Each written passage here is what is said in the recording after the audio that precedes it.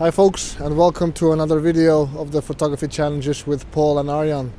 As you can see right now, I'm not in the Netherlands. I'm currently in the beautiful Faroe Islands, and this video is about bad weather photography. Today is actually quite nice. We had some snow and some rain earlier this morning, but right now it's a little bit windy, cold, but sunny still, so not at all bad weather photography kind of weather. But in this video I'm going to show you a couple of photographs that I've taken on this trip and other trips, and combine it with some videos that I shot here and on other trips as well. Mainly because I'm not going to take a lot of video shots for this video while I'm here. I'm running a workshop now, so I obviously want to concentrate and focus on doing that. But I thought it was cool to have this shot here as the intro of the video. And yeah, so sit back and relax and enjoy some bad weather scenes in landscape photography. And later on in the video I will talk you through some of the locations that I visited of some of the photos you will see in this video. Thank you.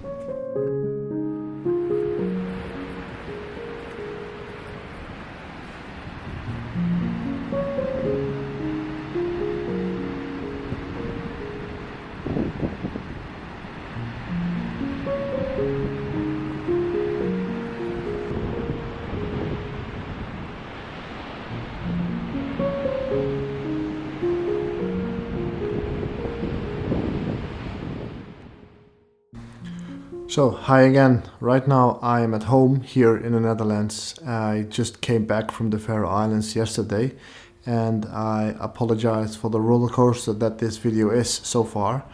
I have decided to switch up the plans or the way I'm going to make this video a little bit, purely because of lack of time.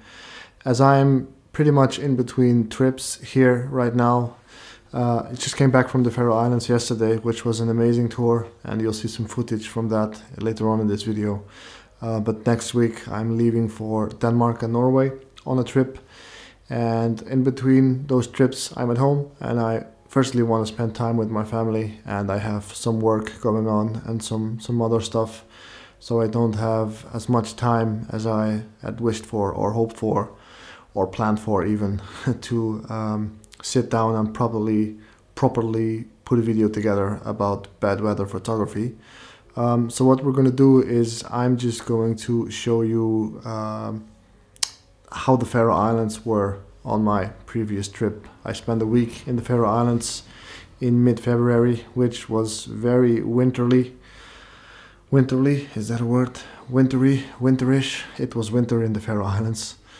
Still, so we had snow, winds, also clear skies and everything, but I'm going to show you some video footage and some of the photographs I took on the Faroe Islands, and I'll talk about, you know, several types of conditions that I faced or that you can face in bad weather, and how to deal with those and how to make the most out of these situations. And so you kind of have to see this video as maybe as a recap of my Faroe Islands tour, maybe.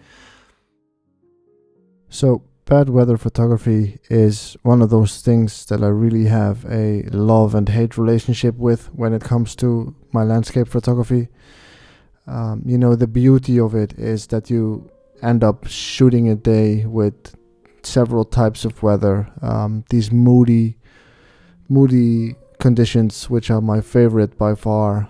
Fast moving light, you know, clouds rolling in and out, and rain saturating foliage and grass and things like that. It is absolutely amazing and everything I want for my landscape photography, but it is also very hard to fight the elements sometimes when you're changing lenses, when there's blasting wind or horizontal rain, which often is the case in Iceland and the Faroe Islands. It's very hard. It's a lot of hard work, and you know, it feels completely it feels nice when you're doing it, because that's the kind of effort I want to put into my work. But of course, not always you are looking forward to get blasted by heavy weather. And you know, the thing about landscape photography or photography in general is all about it being dynamic and you adjusting to the situations you are in and are going to be in. You know, for this video, I initially planned to film all of the shots here in the Faroe Islands of myself talking to you guys in front of a cool spot, but you know, as I was doing the workshop, I kind of felt that I really wanted to put my focus on that and be with my client. You know, it only sounds right to do it that way. So that's why the video is ending up to be like this. And I guess in a way that goes the same for, you know, fighting the elements or battling bad weather when it comes to photography, or even good weather and boring light, for example. That is also very much a thing, of course, when you are out on a sunny day and there's no clouds and the sunlight is very harsh. I really consider that bad weather photography as well, because you will have very high contrast scenes and the sunlight is just, you know, too bright, and yeah, it just becomes bit more of a challenge than you sometimes would want to. And there is no perfect light in photography. You just have to keep chasing it and kind of making it yourself in a way by just looking at your frame or your composition in a way that the light, you know, just shoot with the light that is available to you and make something out of it. That is something I really learned over the years. There's no way in controlling the elements, and in landscape photography, I'm not the kind of guy that will visit a place and sit there for hours just to wait for the perfect light. I just show up to a spot, and sometimes you get lucky and sometimes you don't, but in both occasions it is perfectly fine to look at things and take photos anyways. And of course, a good preparation and planning and a bit of resilience in sticking out any type of conditions to wait for the light. Of course I do that, but in the end, as I said before, there's no way you control it. You can follow the forecast and use whatever app there is out there to tell you where the sun is going to rise, and you end up getting to a spot and having completely different weather. So in the end, it doesn't matter. You just need to be outside, and that's what it's all about.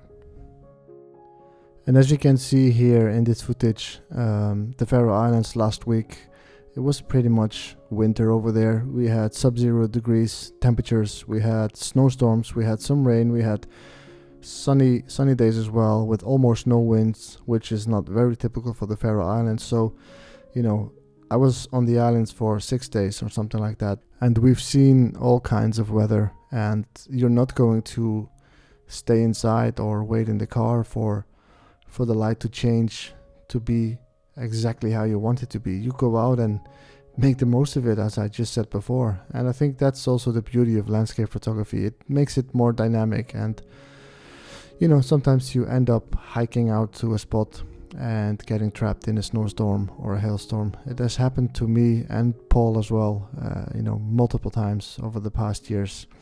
And it is something that is not very nice when it happens, but you know, if you have some cool shots, or at least, you know, some shots that you are happy with or are decent, all this hard work and this sacrifice, it's worth it, you know.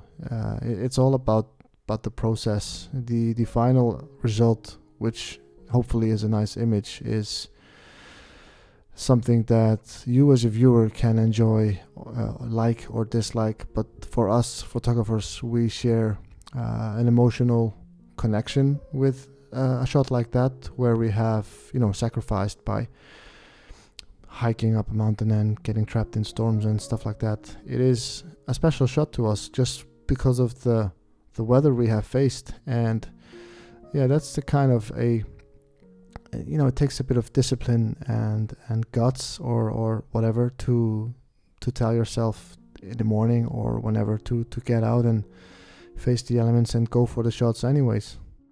And even in bad weather photography, the rules of photography are still there and still there for you to make use of. You can always, and I mean always, find something to photograph, just as long as you are willing to look for it and find it. There's compositions. There is even bad lighting. Bad light is also light, and you can be creative with it. Create a series of shots that have a moody or a dark or a sad or a too bright or overexposed kind of look or feel.